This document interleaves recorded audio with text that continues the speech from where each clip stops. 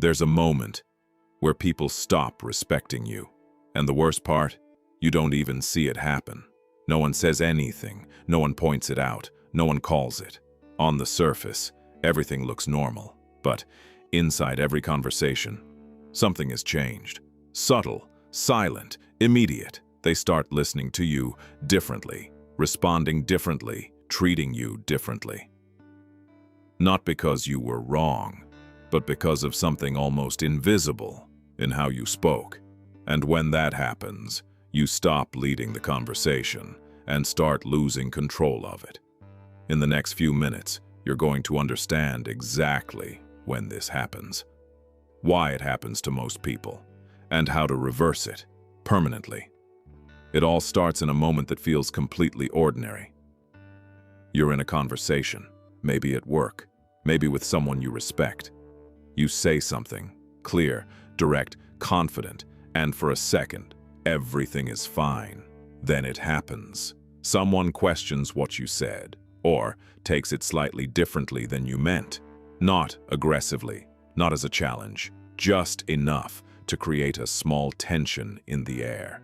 And in that exact moment, something automatic takes over.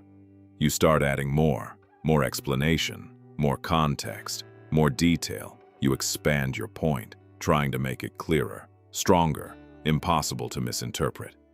In your mind, you're doing the right thing, being thoughtful, professional, precise. You don't want confusion. You don't want to be misunderstood. So you keep going, just a little more.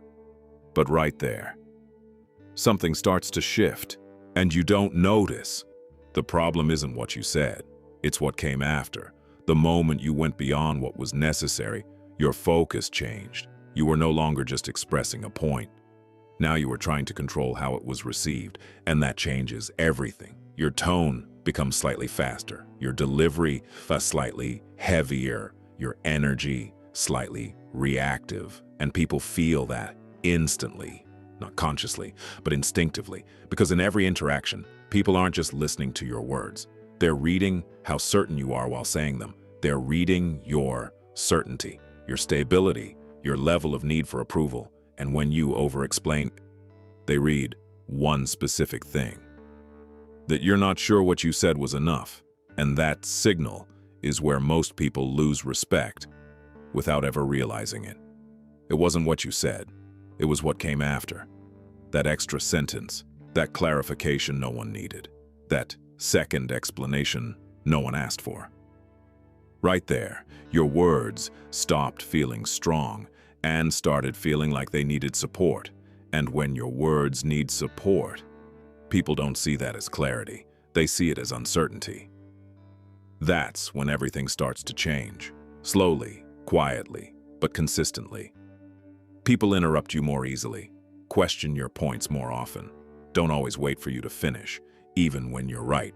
And that creates a confusing feeling, because from your perspective, you're being clear, detailed, careful, but from their perspective, you're signaling something else entirely.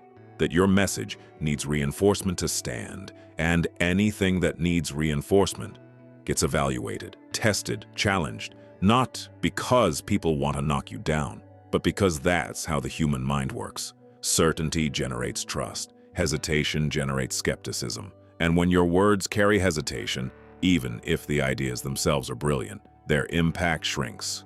Over time, this stops being an isolated moment. It becomes a pattern, and once it becomes a pattern, people start expecting it. They expect you to explain more, to justify, to keep going beyond what's necessary, and that changes how they listen to you. They no longer listen to understand.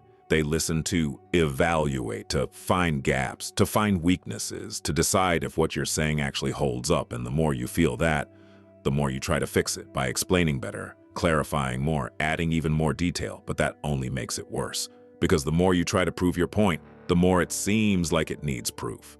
It's a cycle, and most people never realize they're in it. They think the problem is how they're explaining, but the problem isn't the explanation. The problem is the need to explain. So where does that need come from? It comes from a very specific place. It comes from the fear of being misunderstood, and that fear is legitimate. It's human. It makes sense to want to be understood. But when that fear enters a conversation, it shows up in a way that works against you.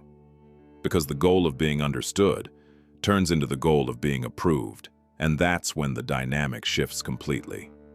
You stop communicating and start justifying, and people feel that difference, not with words, not consciously. But somewhere deep in their perception, they recognize, this person is trying to convince me, not just expressing themselves. And when someone tries to convince you, you automatically activate resistance. It's instinct. So the paradox is this: the more you try to be understood, the harder it becomes to be understood. But this is where everything changes. Because once you see this clearly, you gain control over something most people never do: how your presence is perceived. And the shift is simple, but uncomfortable. The next time you make a point, finish it and stop. No second sentence, no extra clarification, no just to make sure. Just let it land. At first, this will feel wrong. You'll feel the urge to keep going, to explain better, to reinforce. But that urge is exactly where you've been losing control. And every time you resist it, something shifts. Your words start to feel more grounded. Your delivery becomes more stable, your presence stronger. Then you refine how you respond under pressure. When someone questions you, you don't rush to defend yourself. You answer clearly, directly, and then you pause. That pause is where your authority becomes visible, because it communicates something powerful, that you trust what you just said without needing to reinforce it. The pause is underestimated. Most people fear it. They feel silence as a void that needs to be filled. So they fill it with words, with explanations, with anything that breaks the discomfort. But silence, after a strong idea, is not a void. It's weight. It's the idea settling in. And when you resist the urge to fill it, you change how people process you. They're no longer evaluating whether you believe what you said. They're absorbing it. And that's different. Absorption doesn't generate resistance. It generates influence. So the next time you finish a point and feel the silence, don't run from it. Let it work for you. Because the silence of someone who is secure sounds completely different from the silence of someone who is afraid. People feel that difference every time. At the deepest level, this isn't just about communication. It's about identity. The way you speak reveals how much you trust what you're saying. It reveals whether you need validation to feel secure. It reveals whether your words need approval to exist. And when people sense that need, they stop following. Not because they judge you, but because real leadership comes from someone who doesn't need you to agree to keep standing. It comes from someone who says what needs to be said and lets that be enough. The moment you stop needing validation, people stop questioning you, not because they stopped thinking, but because you stopped inviting them to doubt. Your certainty creates the space for their trust. So, the next time you feel the urge to explain more, pause. Let your words stand on their own. Because respect isn't built by saying more.